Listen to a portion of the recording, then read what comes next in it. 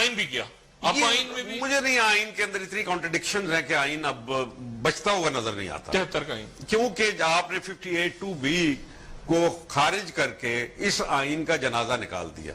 کیونکہ اب وہ طریقہ نہیں استعمال کر سکتے کہ آئین سسپینڈ ہو سکتا ہے.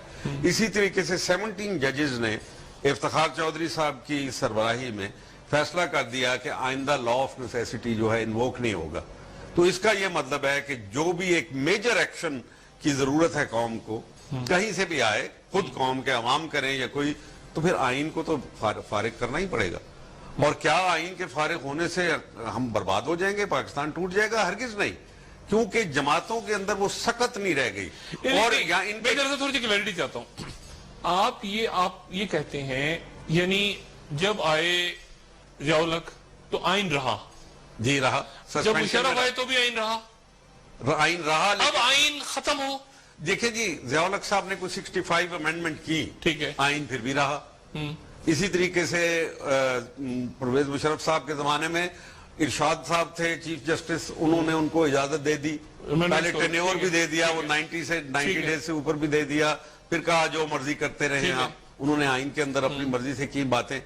لیکن اب تو آئین کو بچانے کا سسپینشن میں, یعنی چوائسز, کیا آئین کین گو انٹو سسپینشن, جس کو ہم کہہ سکتے ہیں آرٹیکل 6 ہوگا. ہاں, اس کو کہتے ہیں کہ آپ کیا اس کے بعد سسپینڈ کر کے اس کو دوبارہ اسی آئین کو زندہ کر سکتے ہیں؟ دی آنسر از نو.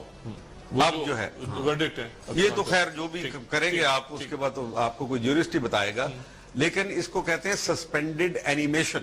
ٹھیک ہے, کہ آپ اینیمیشن کی کنڈیشن میں ہیں لیکن یو آر سسپینڈڈ. اچھا, جیسے آپ کو مارا نہیں پر آپ سو گئے بہت لمبی, ٹھیک ہے, اب لیکن اب وہ سلانے کے بعد اب میرا خیال ہے موت ہی واقعہ ہوگی, یا ہو چکی ہوگی, اصل میں تو ہو چکی ہے. تو نہیں, تو اس کا مطلب یہ ہے, اب ادھر پیٹریل میں ہم آتے ہیں نا, کھول کے بات کرتے ہیں. یعنی اس کا مطلب یہ ہے کہ فوج آئے, اگر اب فرض کریں فوج آئے تو آئین کو ایبروگیٹ کرتے, ختم کرتے, کرنا پڑے گا اس کو, اور کوئی طریقہ ہی نہیں فوج کے آنے کا. اچھا, اس کو دفن کر دیں تو پھر کیا کریں؟ نئے آئین بنائیں گے انشاءاللہ, اور لوگ تیار ہیں. You will be surprised کہ people are ready. آپ مت سمجھیے کہ یہاں پہ جمہوریت سے بہت پیار ہے لوگوں کو. خدایا جمہوریت سے حسن جمہوریت, یہ حسن جمہوریت کیا اس نے داغدار کر دیا ہم کو, ہماری زندگیاں برباد کر دی لوگوں کی, اور غریب لوگوں کا ستیہ ناش کر دیا. حسن جمہوریت ہے کہ لوگ لوٹے, باہر جا کے پیسہ رکھ لے, قوم کو غریب اور محروم کر دے, یہ حسن جمہوریت ہے. او بابا, یہ جمہوریت نہیں ہے. جمہوریت کے نام کے اوپر ایک فراڈ ہے.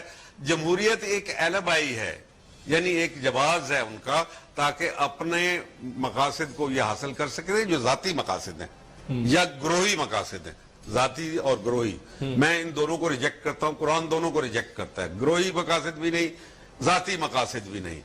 اگر قومی, اب پولیٹیکل پارٹیز کی لیڈرشپ, کیونکہ وہ اس کا ایک چھوٹا سا حصہ ہوتا ہے قوم میں. میں آپ کو بتاؤں کہ میں نے اینالائز کیا تھا 1997 کے الیکشن میں, اور میں نے دیکھا کہ جو 2/3 میجورٹی لے کے پارٹی نواز شریف صاحب اس وقت آئے تھے, 16.5% of the nation had participated in that and he got 2/3 majority.